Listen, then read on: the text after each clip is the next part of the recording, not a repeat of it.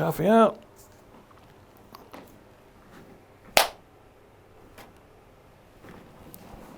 All right.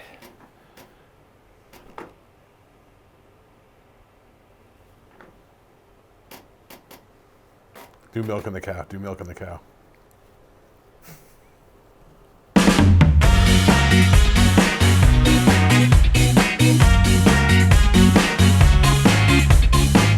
We're milking the clock. We're milking the clock. We're milking the days, everybody. Welcome once again. It's the Shlicketty cast. You see that? I was milking the udders. Speaking of udders, guess who we got here? Wait. Well, first you're here. You're at the Dewcast. Thank you. Let's do it again. Wrong way. Whoa. I just messed up the continuum. We'll ask Mike about the continuum. Here we go. Mike Anderson coming out of the garage. Hello. There it goes. Oh, the working smoothly still.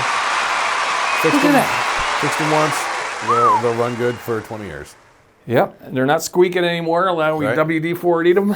It's like getting your overhead door serviced, Yeah. good to go. Yeah. Boy, we're doing an extra ep this week. Now, by the time this comes out, guys, Thanksgiving's over. Right. But we're filming this before this, so we Yeah. messed up the time-space continuum on our end, too. Yeah, so we're going to be time travelers for this week Yes. and next week. So right now, it's before Thanksgiving. We don't know what's going to happen. We don't know the weather. But by the time this comes out and you guys see this, it will have been past tense. We would have been slapped. We would have had a Halloween, I keep saying Halloween. We would have had a Thanksgiving episode. I don't know. Like I said before, 3 things that aren't going to translate to camera very well: exploitation of the Native Americans, turkey, and naps. The 3 things that are not going to translate over film very well. I'm not sure that's accurate. No, I know. So we didn't do it, but we're here anyway. So glad you do it, and hope you had a good one. We're trying. I don't know. The heat's on in here, Mike. We're not freezing our nuts off. Yeah, I guess the heat's on for the winter now. All right, pretty soon we're gonna be like, oh Jesus, tell them to turn it off. I know. People always like put it up in the 70s or something like that. It's like, oh man, come on. And official. Did you notice now that we're getting to Thanksgiving? But did you notice, like, I think everyone's bypassing Thanksgiving. My whole neighbors down the row have got all their tree lights up. Everyone's doing it. The inflatables are in full blur. Everyone's got the things going on. Starbucks has the old fucking Christmas cup going on. I still like less and less, but I was still seeing a lot of Halloween decorations as of not too long ago. I was seeing a little left over of that, but I feel like everyone's really eager. I don't know if it's the election or what, but everyone just is really eager to get right on through to Christmas. Because everyone likes Christmas. We can all agree we like our Christmas. I guess, yeah. The only thing I don't like about the Christmas is, I like the vibe. I like everything that's going, and I like New Year's. I like it all. But there's that gloom afterwards. And I know that this goodwill and peaceful feeling that I always feel around Christmas time, it's limited. It's not going to last. And it kind of makes me weirdly more depressed than if we didn't have that. It's like, so, but I do like the Christmas vibe. The older I get, I get a little, I'm watching my Christmas shows and TVs and stuff, blinky lights and little things, and, kids pointing at window dressings and things, and pets with their scarves on, and, it's a little nostalgia. I'm feeling it. I think I'm feeling it. Yeah, it's fun. It's a good time. Well, we should get out and do some excursions. Yeah, we should before fucking Satan's asshole opens up and dumps down snow. Hell. Yeah, I know. Thanksgiving. Let's stay on that theme for a little bit. I've got a movie rec for you, Mike. I texted you this one the other night. I was watching it. Now, it's called Thanksgiving. Whew. Now, somebody went out and made a Thanksgiving hack-em-slash-em horror movie. I don't know if you guys have seen this one yet. You got to go look it up. It's called Thanksgiving. It's the main actor in it. There's a couple familiar faces. I want to say like Gina Gershon was in it. I want to say Patrick Dempsey was in it. Remember? McDreamy? He was in it. A couple kids look familiar, but whatever. You hear that? 5-0 coming to get us. Ooh. So yeah, it was a hack 'em slash 'em. It was made probably about 2 years ago. I can't say that this was pre-pandemic, was it? I don't know. I don't know when they made this. Do you know this movie I'm talking of? I feel like it was probably. It might have been a pandemic production. Okay. So you had mentioned to me that the director is Eli Roth. Correct. And it sort of sounds like to me, because he's friends with Tarantino. And when Tarantino and Roberto Rodriguez did that, what was the 2 movies? There was Death Proof and there was, I forget. And in between, it was like a double feature, right? And so in between, they had movie trailers for movies that don't exist. Okay. One of those was called Machete with Danny Trejo, and they actually made that. Yeah. I think this Thanksgiving one was a fake trailer that Eli Roth made. Ah. And so I think he went and made it. Because you were saying it sort of has a little bit of a schlocky sort of vibe to it. Right. The kills were, you know how Tarantino kills are over the top? Right. This had that touch. They're stylized like the Japanese, Yeah, the kills were a little movies. bit over the top. Now, you would think for a hacker slash 'em, you'd go, okay, the dialogue blows. I would say every actor, the kids included, even down to the janitor, down to the cops, they all were great actors. Were they all like familiar faces? Most of them, if not, they were above notch. They weren't like local yokos. They were you could tell they definitely had agents, and it was almost like they took a bad script, and as actors made it better, which you in a weird way. Dude, that's 100% what good actors do. But then there was a thing of like, oh, they captured they thought they had the killer, and the cops had the school taped off, and we have him in there. He's in there. He's gonna get it, and the dialogue that would ensue, you go, oh God, this is about to be Cheeseville. But it kept you gripped, and the way it wasn't really what they did, it was what they didn't do, which kind of kept you going. All right. I saw a movie like that called Ouija 2. I know what you're talking about. I haven't seen it. Directed by a guy named Mike Flanagan. And he made this movie once again, I don't know, a couple years ago, handful of years ago, 5 years ago maybe, 6 years ago, maybe more, 8, I don't know. But it looks and feels like it's from 1982. Wow. It looks and feels Did like they put the filter on it so it looks like it's like 8mm kind of? Yeah, they put the magic filter on it. Yeah. He might have shot it on actual film, but all the production design, you know what I mean? The house, the carpet styles, the clothes, how they talked, the writing, like it was very like texturally. It felt like it was like right there. I thought it was Ouija 2, you're saying, not the first. Yeah, Ouija 2. Yeah, apparently the first one's a bit of a train wreck, but yeah. I just happened to watch this. It was like on Netflix like years and years ago. Yeah.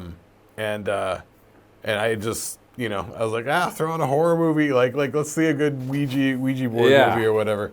And oops, sorry. And yeah, it really felt like the thing. It felt like it was like a 1980, 82 sort of thing, Yeah, I felt like with this, it was almost like they're paying homage to it, knowing full well it was cheesy, but everybody working on the film was above their pay grade on it, so they made it better, but still kept the original cheese to it. I don't know. There's something about it that you go, I think they meant to do it like that. Yeah. And it was just enjoyable. I'll give it modern pacing too, because like old slasher films of back in the day, the pacing was terrible. Yeah.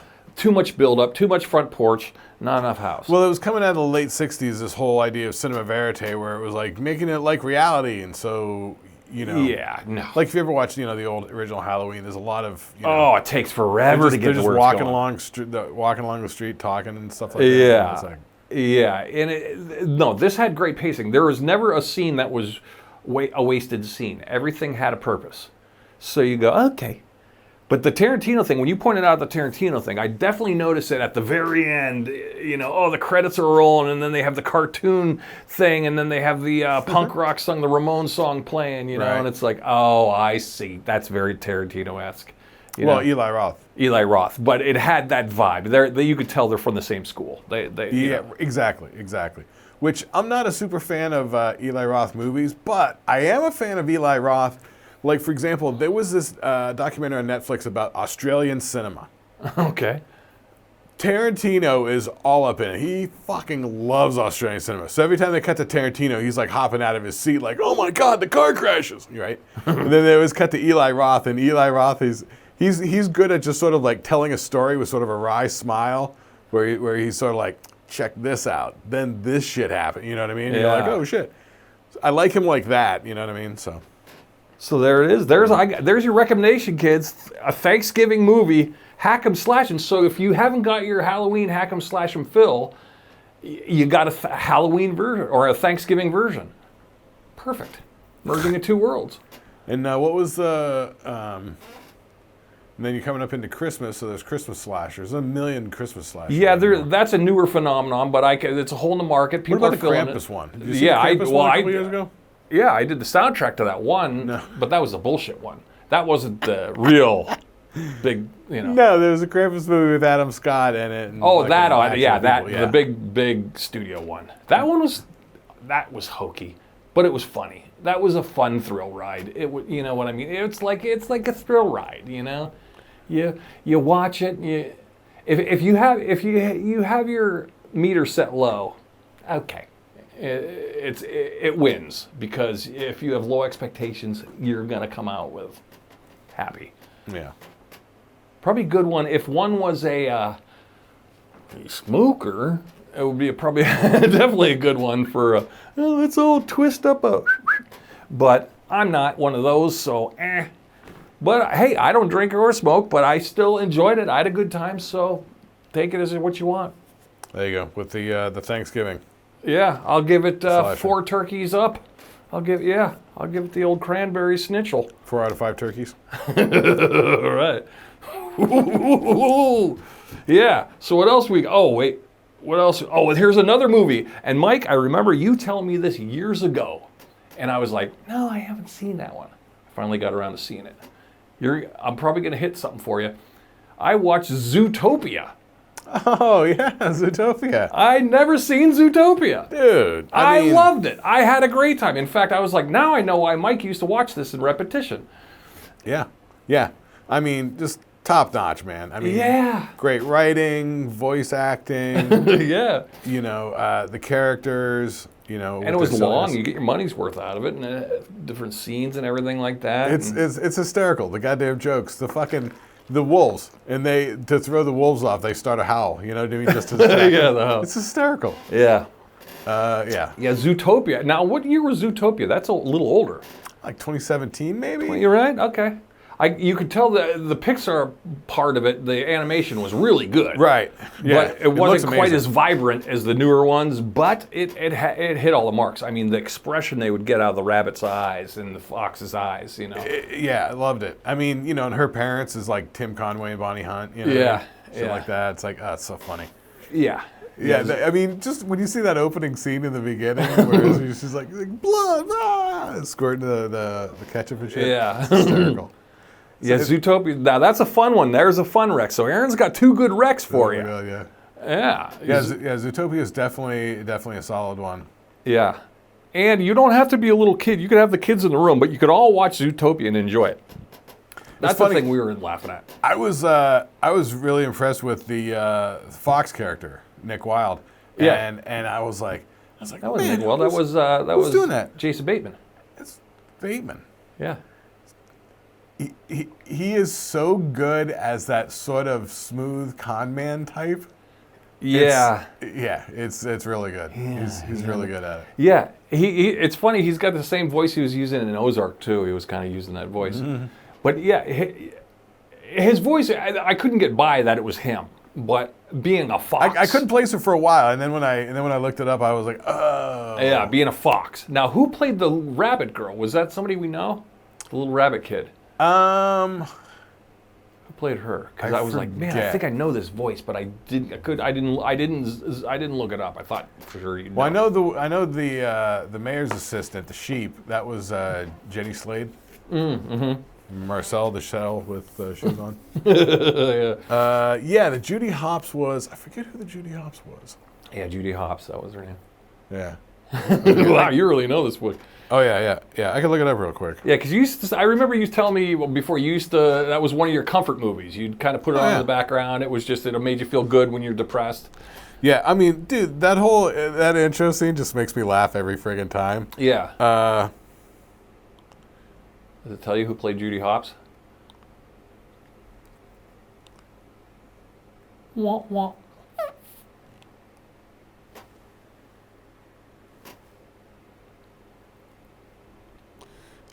Jennifer Goodwin. Jennifer Goodwin. Okay. All right. That makes sense. You know who she is?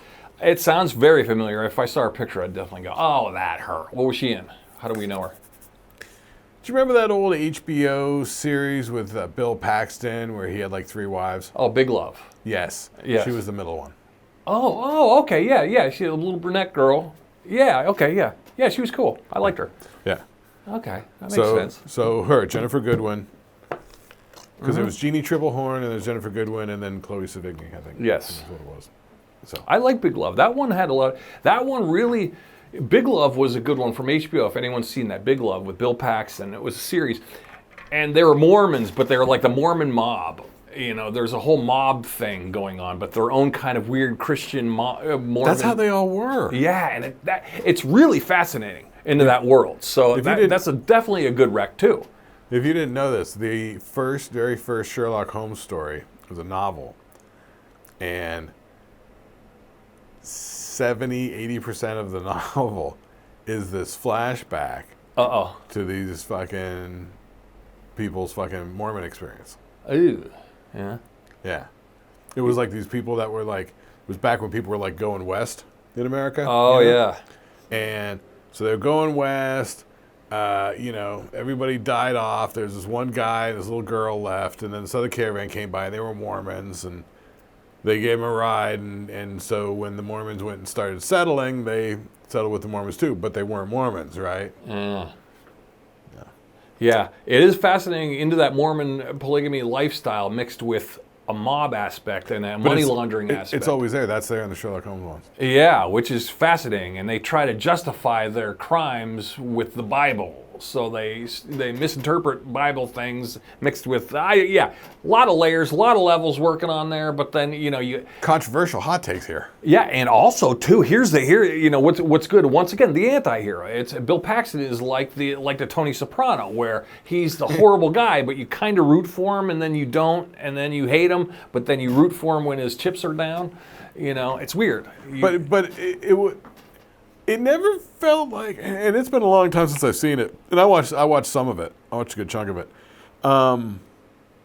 You get that Sunday night vacuum. Yeah. And it never seemed like, I don't recall, and I could be wrong, that he was actually doing fucked up things. It was like everybody around him was trying to do fucked up things. Yeah, I think he was just trying to maintain the status quo, but he was kind of indirectly had to do a favor for the pastor, and then he had an old business partner he had to do something. No, it was like... It was always favors and things that... It was like his dad was like Harry Dean Stanton and rolled up, and he's like, oh, I'm jumping a claim over here, and he's like, don't jump somebody's claim, it ends up being a thing, and the cop comes out, and he's got to try and smooth it over with the cops. And, it was always a series of happenstance. One thing leads to another, much like The Sopranos has that kind of thing. It's sort of, I remember you get the feeling that Bill Paxton's character is under an immense amount of pressure and stress all the time. Oh yeah.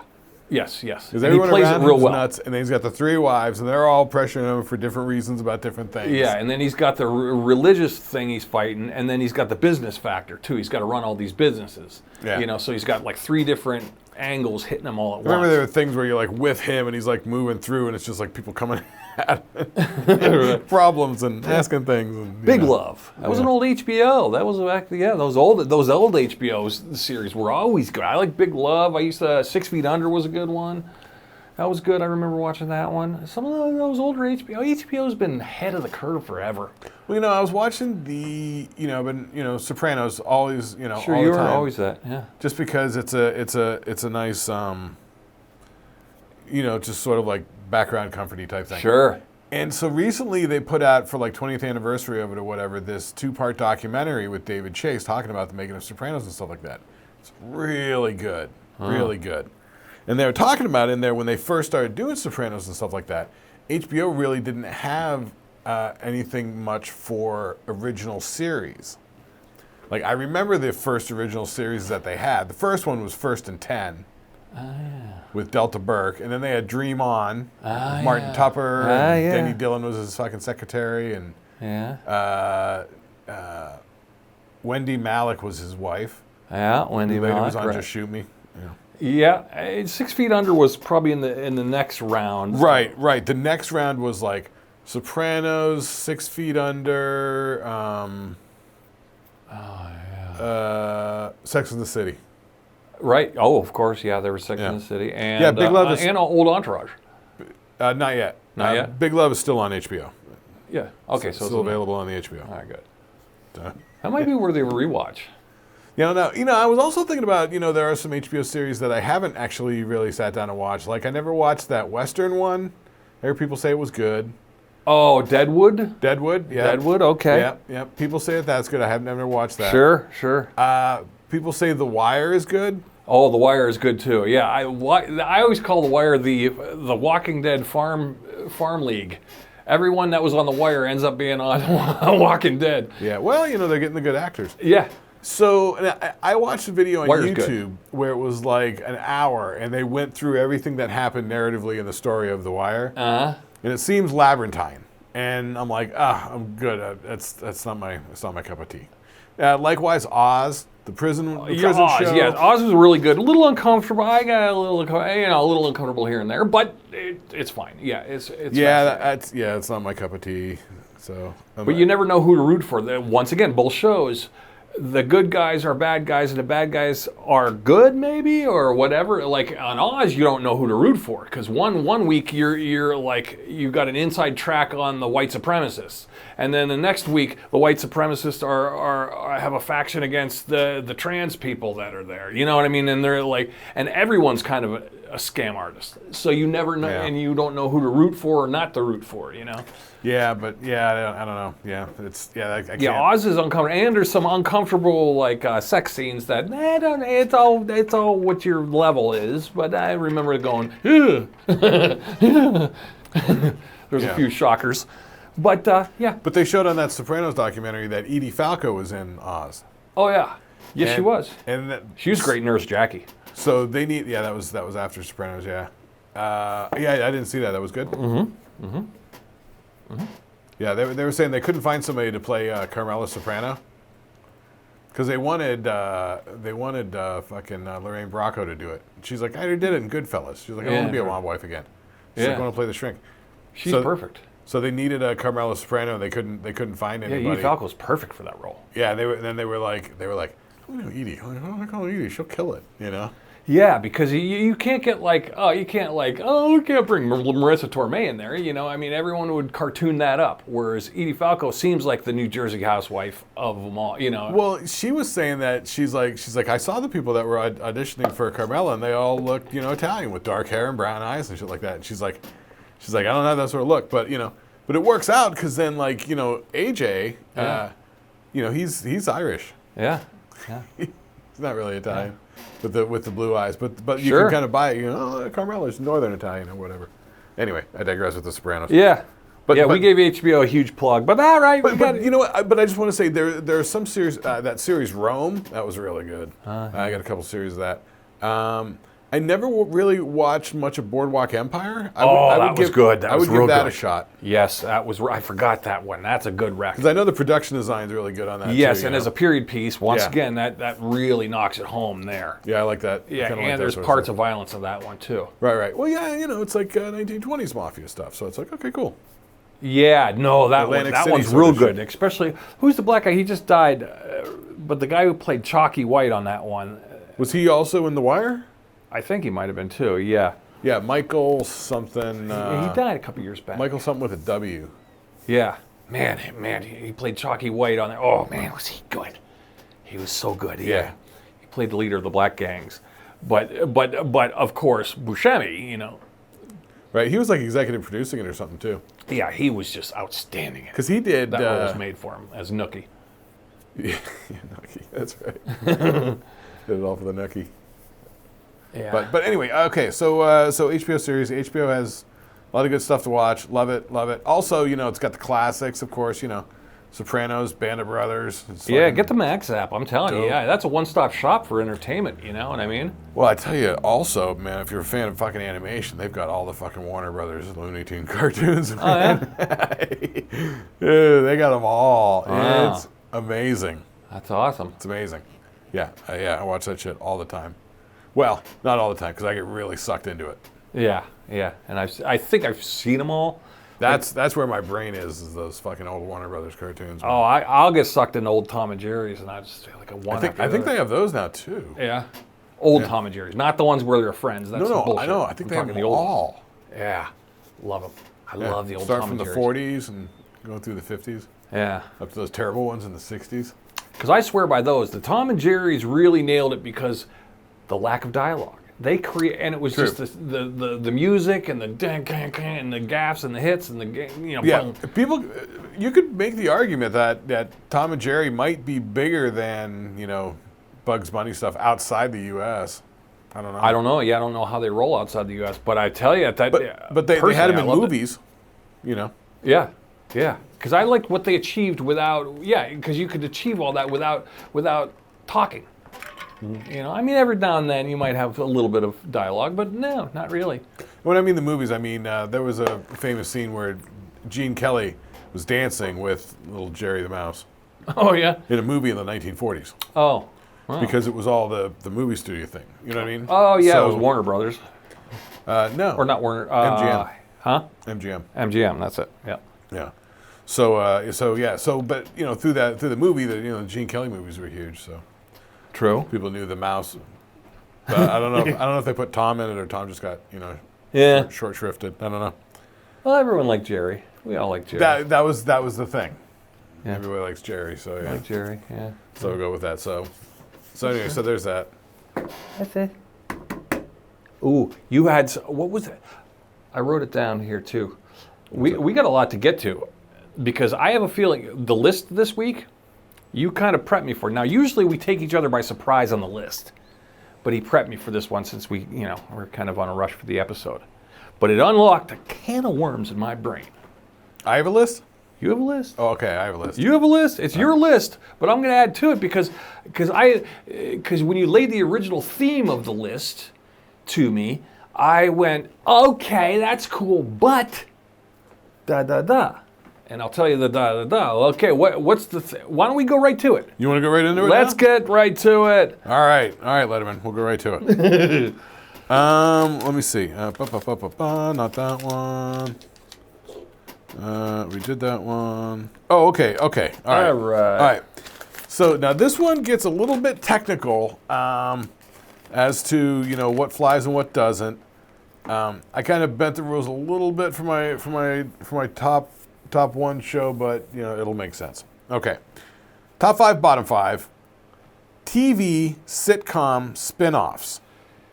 Okay, let's sink that in. From when we were kids. Spin-off sitcoms. Spin-off sitcoms. No. Spin-offs from a sitcom. Right. So. Okay. Now TV, of course. Right. And sitcoms, situation comedy. Right. So I've got the best list and I've got the worst list. Right. Top and bottom. Top 5, bottom 5. Well, wait before you go. Now, note. I was thinking to myself to really add to this list because you'll hear it in the worst list, my worst, but in the best, you go, this show and the spin-off that it's from have to be good. Or do they not? Or do you just go, I like the spin-off, the original show stunk, or vice versa? I'm not sure it matters. I'm just talking like the spin-off itself is what I was looking at. Okay, you're looking at the spin-off itself. So, okay, that's cool. All right, so I would say it might be more interesting to do the top ones first and then the bottom ones, but what do you think? Yeah, I like the bag on the worst because I like the outro with that because I get ranting after that. Okay, all right. So, top 5 TV sitcom spin-offs from when we were kids, roughly. Number 5, Frasier. Oh, I got that on the list too. Yep, and we all know Frasier. We love Frasier. It was spin-off of Cheers. Spin-off of Cheers. Everybody was very familiar with the show. It was popular. It was on for years. It was very successful. Got good ratings. It was well written. Arguably, and here was another one which made Frasier, I thought, so brilliant. Spin off the character, but the show itself had no real structure like Cheers was. It was literally almost opposite. Yeah. So they went from Boston and Cheers all the bar way in Boston to a radio station in Seattle. You know. And then instead of, you know, the wacky denizens of the bar, you get his dad, his brother, you know, his dad's caretaker, the producer at the radio station. You even got Eddie the dog. Right? Yeah. It's a well constructed show, you know. The sets are iconic, you know what I mean? It's, you know. Theme song's good. Yeah. Pacing was good. I don't really have, I mean, other than the Cranes being annoying characters, but that's just a testament to their good acting funny, skills. Though. David Hyde Pierce is genius. You're right. He's totally annoying, but that's the genius of Niles. his acting ability. So good. Here's also, here's a side note from that one then. Cheers, another Cheers spinoff, which I didn't make my list, but honorable mention, the Tortellis. Okay, Carla so you're Tortelli. just jumping right to it. That's my number 1 on my bottom list is the Tortelli. Oh, I didn't know you If you wanted to go knew it. ahead and just tip the cart, there you go. I didn't know you there knew you it. go. Ah. Yep, the Tortellis is my number 1 bottom fucking TV spinoff. I don't know if you've seen it. Yes, I've seen it. The whole point of it was on Cheers, Carla Tortelli, her ex-husband. Wasn't he like a jailbird or something? Yeah, he was misogynist, he was dumb, he was a scam artist. Yeah, he was pretty terrible. So they gave him his own show. His wife was Casey Kasem's wife, Jan Kasem. Oh, yeah. She's a bubble-headed peroxide blonde. And so they made a show with this terrible central character. He's a jerk, and he doesn't get any better in the spinoff. So that's why it is the number 1 bottom TV spinoff, because he's a terrible character, designed to be unlikable. And then you built a show around him. What's to like? Yeah. So there you go. Cutting to the chase. Yeah, I didn't realize that would even make your worst list. Of course. Yeah. Yeah, I didn't even know if you knew that one, but I'm talking to you. You know it. Yeah. Yeah. Okay. All right. Let's back to the best list. Okay, you got your last one was Frasier. Where are you going next? All right. The number 4 on my top list, Mork and Mindy. Right. It's funny. My 4 and 5 are Frasier and Mork and Mindy as well. Right? I love the Mork and Mindy. Mork and Mindy was a solid premise, spinning off of Happy Days, of course. Mm-hmm. Robin Williams is brilliant, right? Here's an alien trying to figure out this Earth world. It's a pretty good setup that lets him, you know, bring the weirdness. They had the bit at the end where he gives the report. Pam Dauber was super cute. You're right. It was also I to this day imagine that's what Denver is like. Exactly. Yeah, I've never been to Denver, but I'm pretty sure it's close to what it was in Mork and Mindy. Yeah, a lot of people driving around in topless Jeeps and snow pants and yeah, a lot of buildings are made out sunny. of wood. That's on slants, you know. Sure. Yep. Yeah, and so then Pam's not Pam, Mindy's parents own the music store, the old couple, you know, and then. So it was sort of a fun setup that, you know, and it moved along pretty good. But really the only thing that made it go was Robin Williams. Yeah, if that show would have been unworkable had it not been Robin Williams. Right. You know, you can't put Ernest in there or anything. It wouldn't have worked, you know. Yep. Yeah. So it's, you know. And even her too. She as the straight character to the wacky character, you know. Pam Dauber, hands down, really great. Because you really got to sort of be like the heart of the show to see why she has any effect on him to sort of rein him in a little bit. Mork and Mindy, which was a spin-off from Happy Days. But wasn't there a time thing? Because it's funny, Happy Days was kind of like the 50s, 60s, and then all of a sudden you go, oh, okay, they're going to make a Mork and Mindy spin-off. But that was filmed in the 80s. It was kind of like the 80s. Nobody talked about it. But I mean, honestly, There was a time jump. He could have gotten in his egg and fucking, Yeah. flown clockwise around the Earth 3 times and, gone Yeah, ahead I guess that's 3 how, decades. I'm sure the egg and the, Who knows? Yeah. Okay. Could be anything. Number 3, best spin-offs, sitcom spin-offs. Jeffersons. Oh, I got that too. That's my 2. But yeah. Yeah, that's my number 3 is Jeffersons. Jeffersons was always fucking solid. Spin-off from All in the Family, by the way. From All in the Family. Love The characters were always, clearly defined. You knew what was going on. The writing was always funny. Always a misunderstanding. Yeah. It always had heart to it, but it was always, he was so brash and prickly. Yeah. The way Sherman Hemsley could just slam the door and call Bentley a cracker was hilarious, It was. And then who was it? Marla Gibbs. Yeah, as what the hell was her name? She got her own spin-off. She had a spin-off. Several. Yeah. She's had a spin-off from Jeffersons, which I made mention on here. Yeah. Called Checking In. Checking. Yeah. Later, she had a huge success with was it 227? Oh yeah, she was on 227. Yeah. And then Sherman Hemsley had success later with he had a show on NBC called Amen, where he was Oh a yeah, preacher. he was the preacher solving crimes or some shit. When he solving I crimes? don't know about solving crimes. I think he I was thought just he- trying yeah, to be a he good was just- preacher. Maybe he was. I don't know. I think he was solving crimes. I think there's It was- something to do. Yeah. It was a sitcom. It was a half-hour thing. I don't know that they were getting in Yeah, I don't cars know. too much. But okay, so that's my number 3. Jeffersons. That was great. Yeah. Great theme song. That was always good. Yeah, my list is the same as yours. Number 2. Funny. One of the greatest spin-offs, Laverne and Shirley. Oh, okay. Yeah, of course, from Once Happy again, Days. spun off again from Happy Days. Laverne and Shirley was a great show.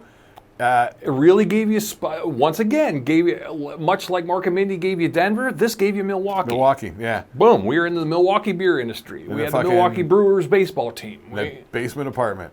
Basement apartment, yeah. I almost felt like what it would be like in a slushy winter in the middle of Milwaukee. I mean, they were doing Milwaukee, but it was honestly a stand-in for Brooklyn. Oh, yeah, Yeah, yeah. it was always a stand-in for Brooklyn. I mean, Yeah. everybody there was straight out of Brooklyn Central Casting. Yeah. Lenny and Squiggy are straight out of Brooklyn. You're right. And the pizza shop, Carmine yeah. Ragusa, Yeah, Carmine Lagusa. Yeah, Carmine. The whole thing. I wish that they should. Even when I was a kid, I always wished Lenny and Squiggy they would have gave a spin-off. They should have gave Lenny and Squiggy a spin-off. Lenny and Squiggy had nothing else to do. I mean, they probably would have ran short on plot. It wasn't like Lenny and Squiggy were showing up and bursting through the door because they had a scheme cooking.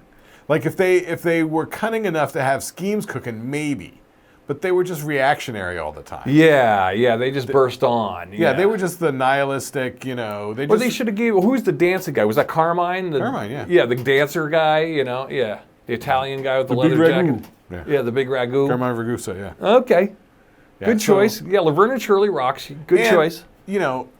Still to this day, is hysterically funny, especially if they get into doing physical comedy. It's fucking Penny Marshall and Cindy Williams were really good Yes. doing physical comedy together. I mean, it's like Lucy Ethel sort of shit. It had that feeling, yeah, like the old "Who's on the other side of the door? Who's knocking? You better hide!" And they would, it was almost like a stage show in a weird way. You could watch it, and you could almost picture it live on stage. I just remember, like, the classic example is one of those later episodes where they moved to California. Spoiler alert! And they had their first earthquake. And the bed's like rolling around, and I she's like forgot about grabbing that all the wall sconces and shit. Yeah. Oh my god, it's hysterical. Yeah, They're that's so right. good. They had the last season or two was in Yeah. All right, so here's my number 1. This is a bit of a technicality one. Ooh. It's The Simpsons. The Simpsons are technically a spin-off from the Tracy Ullman show that she had on Fox. But it wasn't a spin-off of the show. It was just appeared there first. It appeared there first, and then it I got thought its about own that, but- show. Yeah, and let it also ride. it was a little bit past our time, but technically it is a spin-off, and technically it is great. Technically, it is fucking huge. I agree with all those. Those are all pretty good. Now, I got 2 on my best list that yours didn't quite hit. And I'm surprised you didn't. I haven't done my bottom list, and I haven't done my honorable mentions. Oh, okay. Well, all right. Well, let me get my best in there, too, because this might play into something. Yeah, we're missing one of yours. You're missing a Cleveland Show spin-off from The Family Guy. I like the Cleveland Show. I thought it was slow. But that's not when we were kids. Well, I mean... That's like 10 years ago. You think? I thought it was older than that. But okay, I can let that ride. All right, Here's another best one. This was my number 1 because it is still to this day one of my favorite sitcoms. King of Queens. Spin-off from Everybody Loves Raymond. Once again, these are shows from like 15 years ago. No, older than that. I mean, come on. Everybody Loves Raymond and King of Queens, that's like 25 years ago. I never watched them. You never, oh my God, I can't believe you didn't watch. Kevin James was great in that. I'm aware of them, but I never And of course, them. Everybody Loves Raymond. I mean, that of course was pre-dawns of both. Yeah, I didn't watch any of those. I really wasn't watching TV at that whole time. Oh. That's why this is all sort of like shit from when we were kids and stuff. Oh, yeah. Well, the stuff from when we were kids does hold up still. So that's why it would make it. Yeah, but some of this early 90s stuff, like King of Queens, that was out around the same time, like Raymond was out around the same time as early Friends, and stuff like Seinfeld, so. Right, that's all late 90s. Huh? Late 90s, early 2000s. No, late 90s. I'll have to look at the date on that. But okay, all right. What do you got for honorables? Honorable mentions, Maude. Right, Maude. Which spun off from All in the Family. Now, it's questionable whether it was a comedy or not. I know. I remember watching an ep or two, and I was kind of like not impressed. But also spun off from All in the Family, Good Times. Good Times was, which is a good pairing up with Jeffersons. Yeah, Good Times. Was that Nell Carter? No. That was John Amos was the dad. John Amos, right? Oh, Good Times. Oh, okay. Rerun? What was her name? No, that was What's Happening. Oh, that's what's happening. I don't know that was a spinoff. Maybe it was a spinoff of Good Times. Well, I had to make mention of that because the spinoff from All in the Family, yeah, there was a couple of Good Times. Good Times was Jimmy J.J. Walker. That's it. Yeah, Dynamite. Yeah. Yeah, Maude, Good Times, Jeffersons. Know what else spawned off All in the Family? They said I got Archie Bunker's Place. So that's my number 2 on my bottom list is Archie Bunker's Place. You didn't like it?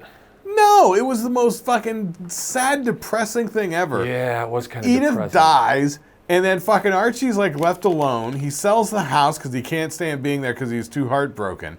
He buys a fucking dive bar, once again, in a basement. Ugh. And he just hangs out down there in the basement, and he figures, fuck it, if somebody wants to come drink with me, they can come drink with me, but I'm just going to hang out down here and drink. It sucks. What a premise. And then I think at some point, he gets, it's so depressing that by the second season, the network makes him get some sort of like Punky Brewster-like girl. Oh, bring in the 10-year-old to cheer him up. Yeah, it was like 10 or 12-year-old girl. It was Danielle Brisbois was the actress. Oh. Yeah, and then it was, yeah. Another one from All in the Family. Now, I never saw this one. I read 704 Hauser Street. Yeah, that was... What's that? That was where they made the house. Remember I said he sold the house because he couldn't stand the memories? So it's about who moved into the house next. Oh, sweet Jesus. Who was it? What, were they a family? Were they yeah, it was some young couple, like with a baby or something shit like that. Yeah, I think so. Okay. And then there's black neighbors across the street, and they're friends with them. And then there was another spinoff from All in the Family called Gloria. Well, that's fucking... Not Gloria Estefan, but that's the daughter. That's Sally Struthers' character. Gloria, you're right. And her husband, Meathead, right? Yeah, okay. So I don't know what the premise was, but I know... so Meathead is... Rob Reiner. Rob Reiner, yeah. I could only think of Carl Reiner, his dad. Is Rob Reiner. He went and started directing. He directed Spinal Tap around this time. Oh, yeah, okay. So he wasn't there during this Gloria... No, he was off being Marty DeBurgi. Making this Spinal Tap documentary or mockumentary, and yeah, so they spun off Sally Struthers into this Gloria sitcom, which, if I remember correctly, she was some sort of teacher in a inner city school or something like that. Yeah, it was Sally Struthers. It was Sally Struthers. It was her hanging out with black kids, and then she was always like pleading to like the school board. These kids need books. They need money or something like that. Yeah, that was a premise. But then wasn't she also doing something on like? She had like a TV commercial too. Sally Struthers and right at the starving time. kids in Africa at the time. Yep. Those commercials were huge. So that it was like a spin-off of a commercial. Yeah. The two did seem to I don't know factor what's into each going other on at the over time. Yeah, the 80s and 70s were weird. Okay, so that was the 704, or that was the Gloria one. So But Hauser, I gotta see. I'm curious what 704 Hauser Street was. I'm curious what that is. I don't know if I've ever seen it. It's just a bland sitcom. I remember it. It was just a bland sitcom with nothing really discerning it. Yeah. They've done it before. I remember they tried to do a Friends knockoff where it was about this apartment building that had this central sort of courtyard, and there was like an elderly couple, and there was a newlywed couple, and then there was the old yell out the window thing. The immigrant, it was an immigrant family, and then there was another kind of family, and then blah, blah, and, Yeah, the courtyard. And so anytime somebody got into an argument with whoever, they'd go outside and sit in the courtyard, and then somebody else would come out and talk to them and tell them life stories. Yeah. Okay. Right. Like those sort of things. Okay, so here's my bottom list. Oh, I also wanted to mention a spinoff is Benson. Yeah, Benson was. I was. What was that a spinoff of? Soap. Oh, Soap. I forgot about Soap. I was thinking Taxi, and I was thinking of Soap, but I couldn't think of the name. But Taxi and Benson, you're right. Yeah.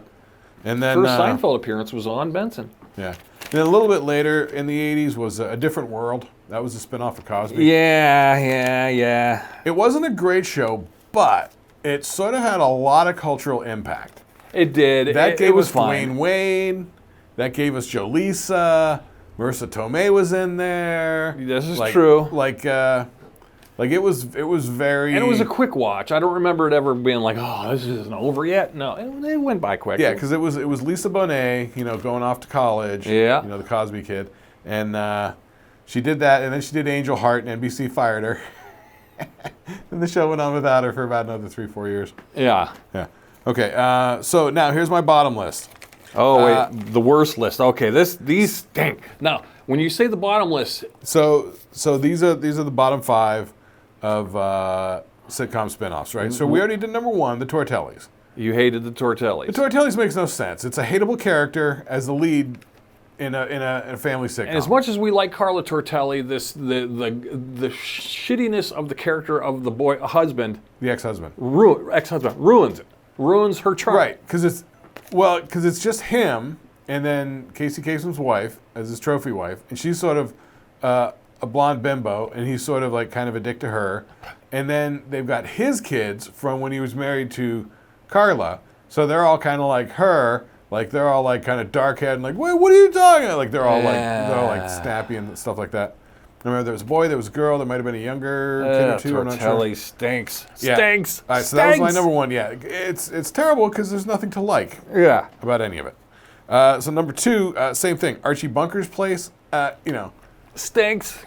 Yeah. When I forgot that's what the premise was about. It was supposed to be a comedy, but it was not. How do you make a comedy out of Edith dying, selling the house, and joining a bar? They made it like Archie's doing retirement now. Yeah. But Archie's gonna hang out with him and the world don't see eye to eye. Yeah. Oh, fuck off. All right. So that was my number 2 bottom. Okay. My number 3 bottom spinoff. Sitcom spinoff, Facts of Life. I have that too. Facts of Life stinks. All right, funny. Yeah, I'm not a big fan of Facts of Life. No.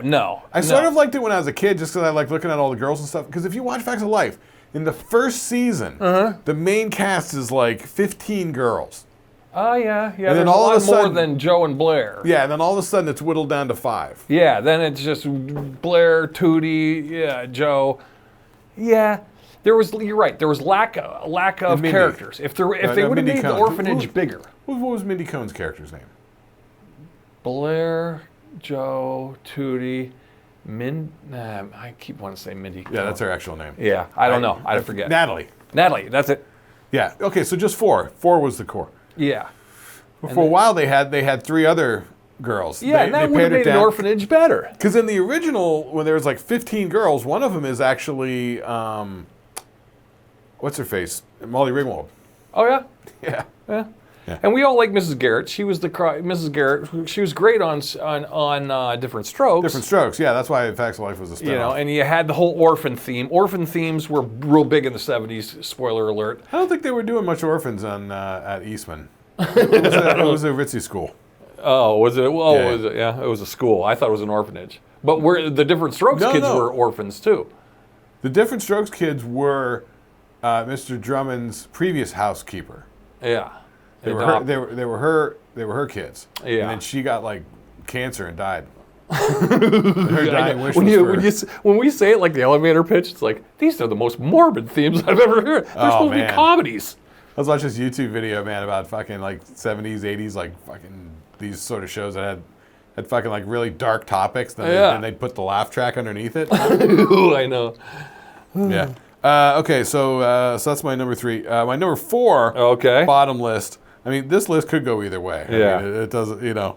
3's a Crowd, which I always think of as Jack's Bistro, spun off from Three's Company.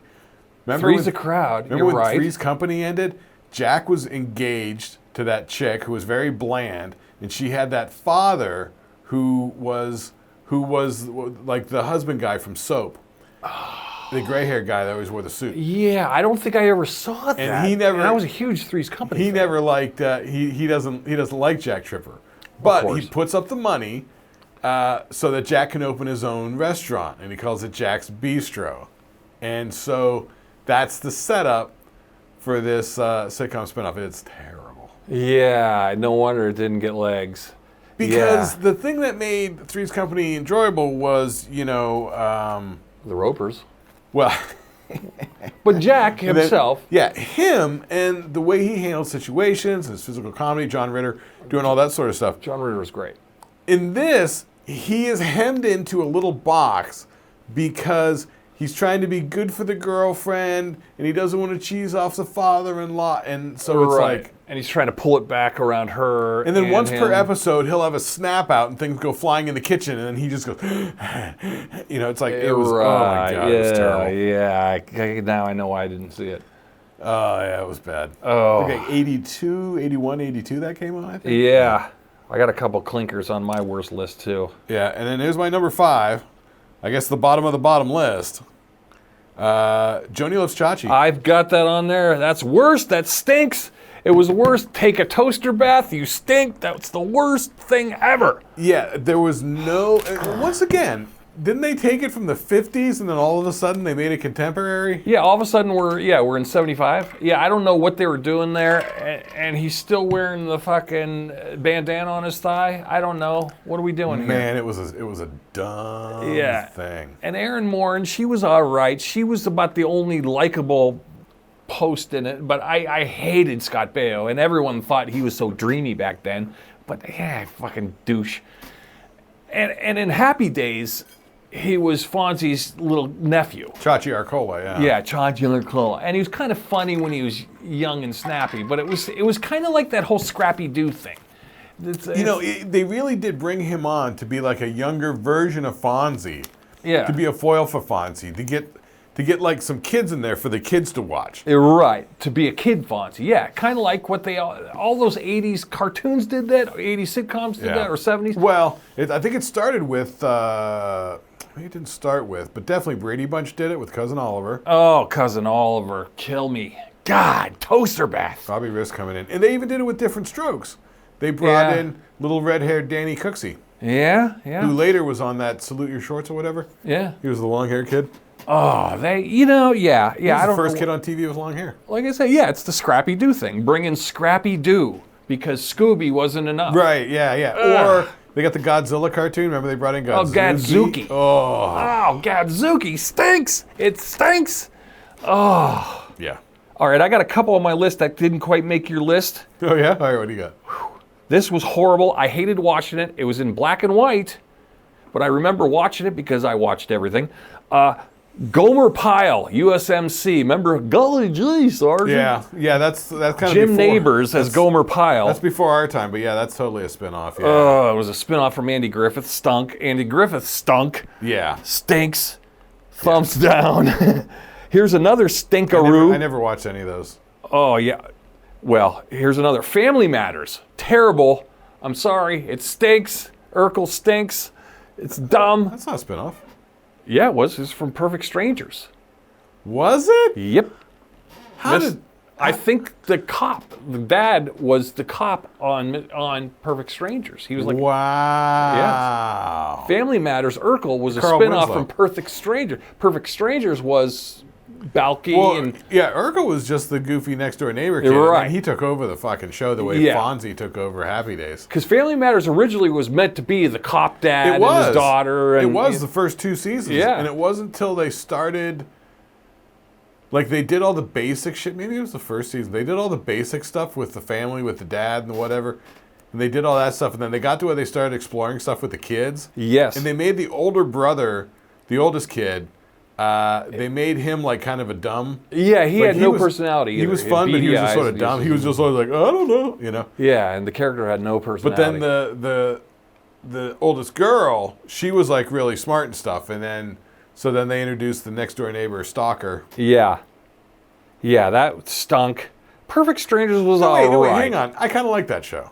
You liked Did you like the Urkel part, or did you like a pre-Urkel, post-Urkel, or Urkel was okay? Well, you know me. I was always a sucker for the sitcoms. I like that. That was like the ABC Friday night lineup. That was the Full House, the Family Matters. You had probably the Perfect Strangers or something. Was probably in there. That was an ABC sitcom. Yeah, it was leftover or running. And then later they had that Patrick Duffy, Suzanne Summers show, Step by Step. Yeah, Step by Step. Yeah. Which that did But well. now we're creeping into the 90s. Also, they had the Growing Pains. Yeah, Growing Pains, and then there was a spin-off of Growing Pains, which was like something like there's a family. It was like a big, large family. 8 brings 8 or something. Just the 10 of us. Just the 10 of us. That's with it. stand-up comedian Bill Kirchenbauer. There we go. Yeah, which had like, so he was like a high school gym coach with like 10 daughters. Yeah. Or 8 daughters. But see, my thing for sitcoms, I like the older sitcoms, and sometimes with the newer ones, I like them when they seem like a stage show, like Jeffersons or something like that, all acted out in a one scene, one elaborate scene. Now, well, when it we was got like to they the used 90s, to say, recorded before a live studio audience. I think that was the whole thing. Yes. Because when they do it before the live studio audience, it is sort of like even they did Friends that way. You know? Yes, but they went cut. And and they probably did the scene 3 or 4 times with the live studio, and that's why, like Family Matter, by the time we get to the '90s, the live studio audience was filled half laugh track, half. Well, definitely a lot of those sitcoms, like some of that stuff, they were filming down at Universal Studios in Florida. Like the audience was the people on the tour. Yeah. So that's why they were always guaranteed a studio audience. They were just people taking the... Yeah, and go, we can go watch a scene, and the next crew would come in, and they'd rotate them off the bus. Wasn't that fun? All right, let's move on. Yeah. Which made my honorable worst mention list, now we're talking about it, the spin-off Joey, spin-off of Friends. Yeah. That's the thing. I mean, that was in like 2000s. Double thumbs down. Yeah, of course that's terrible, but that's much later. Yeah. That's not even our... And I like him too. I like him as, So, but in a way, Friends is sort of an offshoot of Seinfeld. Yeah, but they didn't have any character crossovers. No, but the whole reason for Friends was because Seinfeld was getting so successful that NBC wanted to do another, Seinfeld-type show about 20-somethings. Yeah, just a more relatable New York thing. City. Yeah, Exactly, but, yeah. The New York City thing was happening then. So that's why they popped that out. Yeah. Man, the one that I'm really bummed you don't have on your list, though, I'm telling you, my number one, King of Queens, spinning off from Everybody Loves Raymond. Mike, what are you talking?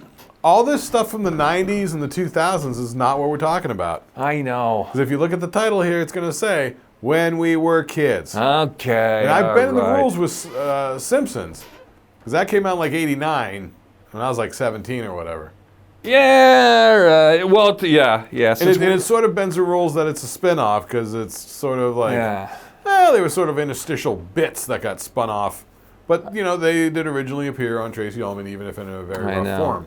I know. The Simpsons, I thought of that. Here's another one which was a spin-off, too, was The Muppet Show was a spin-off from Sesame Street. But, you know, it's not a situation comedy. It's just kind of a comedy. I don't know about all that. Yeah, it's kind of a stretch. No. I mean, or like Daria being a stretch or a spin-off from Beavis and Butthead. That's directly, yeah. You know, but that, once again, were we kids? Beavis and Butthead. No, we were, that was, well, I mean. Kind of, we were teenagers. I guess, yeah, I remember watching Beavis and Butthead like after high school and shit. I remember like me and Jones would get off the bus, go to his house, watch Beavis and Butthead. Yeah. Headbangers Ball when they had it. But Daria was a spin. Daria's an honorable mention of, you know, that wasn't too bad. That wasn't too bad. I didn't really mind, even though it was more geared towards females. No, Daria was funny. Yeah, Daria. Yeah, it was dark. Yeah, Daria's honorable mention. Okay, Daria makes the list too. I think Daria could go on there for a spin-off of Beavis and Butthead. Yeah, Daria had some funny shit in it. Yeah, wasn't bad at all. I didn't mind at all. Her friend Jane was pretty funny. And her sister. Well, there you have it. What a list! We did it. We did it. All right, there you go. Oh, I liked it. I liked it. Wow, That's time's perfect. Wow, we are right on the thing. Well, thanks for hanging in there, guys.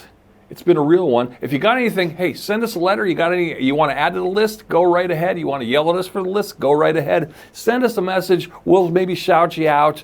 And if there's anything we forgot to put on the list or whatever, tell us.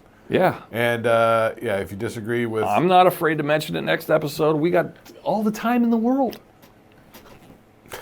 We'll do it. We'll do it. Yeah. Hey, it's the Shlicketty Cast. Thanks, guys. Hang in there.